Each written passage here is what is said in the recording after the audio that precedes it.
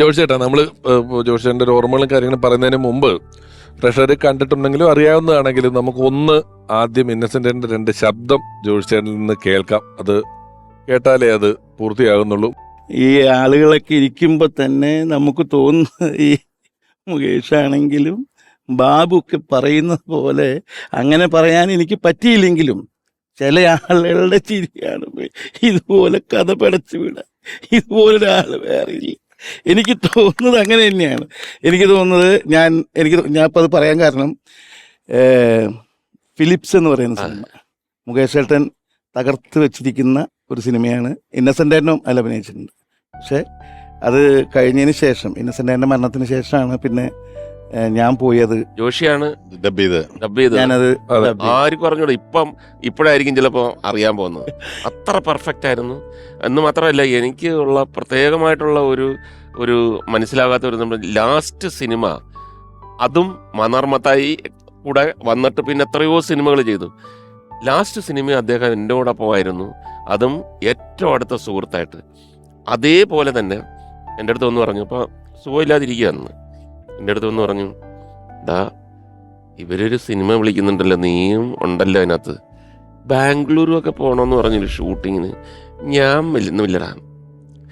ഞാൻ പറഞ്ഞ് തീരെ വയ്യെങ്കിൽ ഞാൻ നിർബന്ധിക്കുന്നില്ല, പക്ഷേ ചേട്ടനത് ചെയ്യണം എന്നുള്ളതാണ് കാര്യം. അവർക്ക് വേറെ ഓപ്ഷൻ ഇല്ല.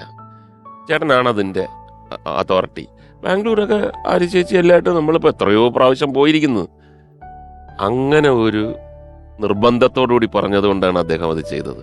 അത് ലാസ്റ്റ് പടമാണെന്ന് നമ്മൾ അറിയുന്നില്ല, പക്ഷെ അതും അങ്ങനെ ഒരു നിമിത്തം വന്നു. അത് ഇത് പറയാൻ മടിയില്ലായ്മ. എനിക്ക് വീണ്ടും ഒരു അനുഭവമുണ്ട്. ഞാൻ ഗാനഗന്ധർവൻ എന്ന് പറയുന്ന സിനിമ ചെയ്യുന്നതിൽ അപ്പം ഡെയിലി പേയ്മെന്റ് ആണല്ലോ ഒരു ആർട്ടിസ്റ്റിന്. ചെറിയ ചെറിയ വേഷങ്ങൾ ആണ് വരുന്നതെങ്കിൽ ഒരു സിനിമ പേയ്മെന്റ്, ക്യാരക്ടർ വേഷം ആകുമ്പം ഒരു ദിവസം ഇത്ര രൂപ, അങ്ങനെ ഇത്ര ദിവസം എന്ന് പറഞ്ഞു. അപ്പോൾ ഞാൻ ഇന്നസെന്റിനെ വിളിച്ചപ്പോൾ അദ്ദേഹത്തിന് എനിക്ക് 2 ദിവസമാണ് അദ്ദേഹത്തിന്റെ വേണ്ടത്. അപ്പൊ അദ്ദേഹം എന്നോട് പറഞ്ഞു, 2 ദിവസം ഇതിപ്പോ ഞാനൊന്ന് നോക്കട്ടെ, ഇതിന്റെ ഇടയിൽ അങ്ങനെ ഇങ്ങനെയെന്നൊക്കെ പറഞ്ഞ് കുറെ പറഞ്ഞ അവസാനം 2 ദിവസം എനിക്ക് പിറ്റേന്നൊരു തിരക്കുണ്ട്, ഞാൻ അതൊന്നും മാറ്റി വെച്ചിട്ട് നോക്കാന്നൊക്കെ പറഞ്ഞ് ഡേറ്റ് തന്നു. ഫസ്റ്റ് ദിവസം ഒരു ഉച്ചയായപ്പോൾ ഞാൻ മടക്കേന്ന് പറഞ്ഞ് എടുത്തു തീർത്തിട്ട് ഇന്നസെന്റിനോട് പറഞ്ഞു, ചേട്ടൻ അന്ന് ഇങ്ങനെ പറഞ്ഞല്ലോ, എന്തോ ഫംഗ്ഷൻ ഉണ്ട്, തിരക്കുണ്ടെന്നൊക്കെ പറഞ്ഞത് കൊണ്ട് ഞാനത് ടെൻഷനില്ല. അപ്പൊ എന്റെ വിചാരം എനിക്ക് വലിയൊരു അഭിനന്ദനങ്ങൾ കിട്ടുന്നതാണ്. ഞാൻ പറഞ്ഞു, ഇന്ന് രാത്രി 8 മണിക്കുള്ളിൽ ചേട്ടന്റെ സീൻ ഞാൻ എടുത്ത് തീർത്ത് ചേട്ടനെ ഫ്രീ ആക്കും എന്ന് പറഞ്ഞു. പതുക്കെ എന്നെ വിളിച്ചിട്ട്, എടാ തിരക്കുണ്ടെന്നൊക്കെ പറയാത്ത ആരെയുള്ള, നീ ഇതും കേട്ടുകൊണ്ട് നാളത്തെ ഷൂട്ടിംഗ് മാറ്റി വെച്ചാല് ഒരു ദിവസം പോയി. ഞാൻ എന്റെ ഒരു ദിവസം പോയില്ലേ, ഞാൻ അത് പറഞ്ഞിട്ടില്ലേ പൈസ പറഞ്ഞിട്ടിരിക്കണേ, നീ പതുക്കെ എടുത്താൽ മതി, 2, 3, 10 ദിവസം എടുത്തു, വെറുതെ ആവശ്യമില്ലാതെ തീർത്ത് മിടുക്കനാവാൻ നിൽക്കേണ്ടെന്ന് മാറ്റി നിർത്തി എന്നോടും പറഞ്ഞു. ഈ കഥ എന്നോടും പറഞ്ഞു.